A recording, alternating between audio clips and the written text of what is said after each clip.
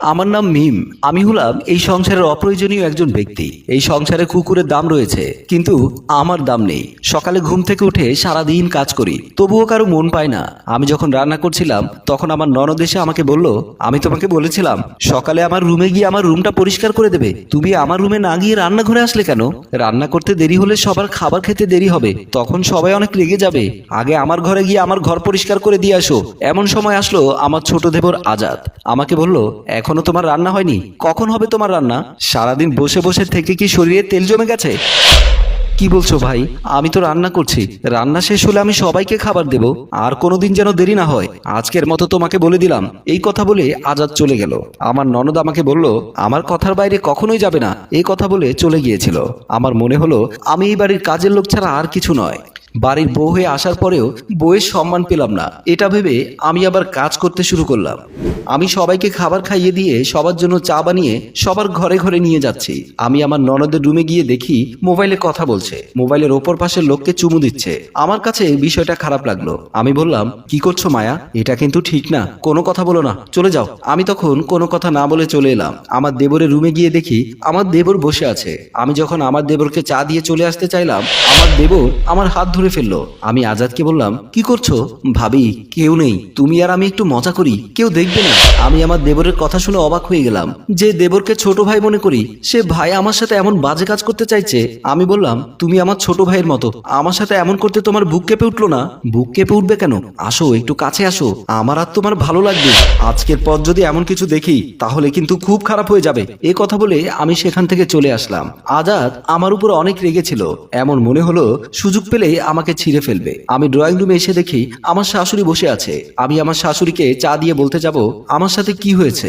এর ভেতরে আমার শাশুড়ি বলল, তুই নাকি আজাদকে দেখতে পারিস না? আমি বুঝতে পেরে গিয়েছিলাম এখানে বিচার দিয়ে কোনো লাভ হবে না। আমি বললাম, মা, আজাদ ছোট মানুষ, আমার ভাই, আমি কেন আমার ভাইকে দেখতে পারবো না? আমার শাশুড়ি বলল, আমি তোকে বলে দিলাম, আর কোনোদিনও যদি আমার ছেলের সাথে খারাপ আচরণ করিস তাহলে কিন্তু আমার চেয়ে খারাপ আর কেউ হবে না। আর শোন, আজকের পর থেকে বাড়ির সব লোক ঘুমানোর পর তুই ঘুমাবি। সবার আগে ঘুমাতে গেলে আমি তোকে একেবারে ঘুম পাড়িয়ে দেব। আমি কোনো কথা বলিনি। আমি চায়ের কাপ টেবিলের উপরে রেখে মাথা নিচু করে চলে আসলাম। আমার শাশুড়ি চা হাতে নিয়ে মুখে দিয়ে খেতে লাগলো। এমন একটা ভাব করলো মনে হয় খুব বাজে হয়েছে চা। সব সময় এমন করতো চা নিয়ে। আমি ঘরের ভেতরে এসে বিছানার উপর বসে মনে মনে ভাবলাম, এই সমস্ত কথা আমি আমার স্বামীকে বলবো। আমার স্বামী কাজের জন্য তাকে বাইরে থাকতে হতো। আমি তাকে ফোন দিলাম। আমার স্বামীর নাম আলম। আলম তখন অফিসে বসে কাজ করছিল। আমার স্বামীর ফোন পেয়ে ফোনটা রিসিভ করে। আমাকে বলল, কেন ফোন করেছো? এখানে আমার ভালো লাগছে না, আমি তোমার কাছে চলে আসব। এখানে কি আমি ঘুরতে এসেছি যে তোমাকে নিয়ে ঘুরতে বের হব? বাড়িতে থাকতে একটু শান্তি দাওনি? এখন কাজ করার জন্য বাড়ির বাইরে থাকছি, তবুও তুমি শান্তি দিচ্ছ না। আমার মনে হচ্ছে তোমাকে বিয়ে করাটাই আমার সবচেয়ে বেশি ভুল ছিল। সবসময় আমার দোষটাই কেন দেখো? আমি এখানে কত কষ্ট করে আছি, তা কি তুমি জানো না? কি কষ্ট? বেশ তো ভালোই আছো, আমি তো তোমাকে কোনো অভাব দেইনি, তাহলে খারাপ থাকবে কি করে? একটা মেয়ে মানুষের সবচেয়ে বেশি কি দরকার হয় তা কি তুমি জানো? তা হচ্ছে তার স্বামী। তোমার কাছে থেকে কি হবে আমার? তুমি কি আমার সংসার চালাবে? ঘরে বসে থাকা ছাড়া তো আর কোনো উপায় নেই। আমার স্বামীর এসব কথা শুনে আমার স্বামীকে আর কিছু বলতে পারিনি। অনেক কথা বলা ছিল, আর বলা হলো না। আমি তখন ফোনটা কেটে দিলাম। এর কয়েকদিন পর আমার বাবা আমাদের বাড়িতে বেড়াতে এসেছে। আমার বাবাকে আমার শাশুড়ি খুব বেশি দেখতে পারতো না। এর কারণে আমার বাবা এই বাড়ি আসা যাওয়া বন্ধ করে দিয়েছে। আমাকে আমার বাবার খুব দেখতে ইচ্ছে করছিল, তাই আমার বাবা আমাকে দেখতে এসেছে। আমি আর আমার বাবা ড্রয়িং রুমে বসে কথা বলছিলাম। আমার বাবা আমাকে বলল, তোর মা তোকে অনেক দিন ধরে দেখার জন্য কান্না করে। বাবা, আমি কেমন করে যাব বলো? তোমাদের জামাই বাড়িতে নেই। আমি যদি এখন এই বাড়ি থেকে যেতে চাই তাহলে আমাকে যেতে দেবে না।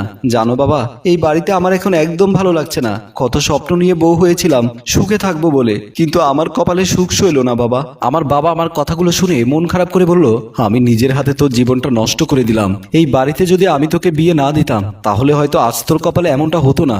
এসব কথা বলতে বলতে সেখানে চলে আসলো আমার ননদ। আমার ননদ বলল, বাবা আসার সাথে সাথে বাড়ির বদনাম শুরু করে দিয়েছো। কেমন বউ তুমি? সুযোগ পেলে শ্বশুর বাড়ির লোকজনদের নামে বদনাম করো। মা, বদনাম করেনি, আমি তো শুধু আমার মেয়ের সাথে একটু কথা বলছিলাম। আমার ননদ আমার বাবাকে ধমক দিয়ে বলল, আপনি চুপ করুন, আমি কোনো ছোট বাচ্চা না। আমাকে যা শেখাবেন আমি তাই শিখবো। আমি ভালো করেই বুঝতে পেরেছি এখানে এতক্ষণ কি হয়েছে। থাক না, বাদ দাও। আমার বাবা অনেকদিন পর এসেছে, আমার বাবার মনে এসব কথা বলে কষ্ট দিও না। আমি এখন কিছুই বলবো না, যা কিছু বলার আমার মা এসেই বলবে। এ কথা বলে আমার ননদ সেখানে সেখান থেকে চলে গিয়েছিল। আমি ভালো করে বুঝতে পেরেছিলাম আজকে আমার কপালে অনেকটাই খারাপ রয়েছে। আমি আমার বাবাকে বললাম, বাবা এখন তুমি চলে যাও, আমি তোকে শুধু শুধু বিপদে ফেলতে এসেছিলাম, পারলে একটু সুযোগ করে তোর মায়ের সাথে দেখা করে আসিস। এ কথা বলে আমার বাবা সেখান থেকে বেরিয়ে গিয়েছিল। বাবা এতদিন পর আমাদের বাড়িতে এসেছে, আমি আমার বাবাকে একটু চাও খেতে দিতে পারিনি। এসব কথা ভেবে আমার খুব কান্না করতে ইচ্ছে করছিল। আমি আমার বাবা মায়ের অভাগী সন্তান, যদি তাই না হতাম তাহলে তো আমি আমার বাবা মায়ের খেয়াল রাখতে পারতাম। আমি বিছানার উপরে বসে আছি, এমন সময় আমার দেবর এসে আমার রুমের দরজা লাগিয়ে দিল।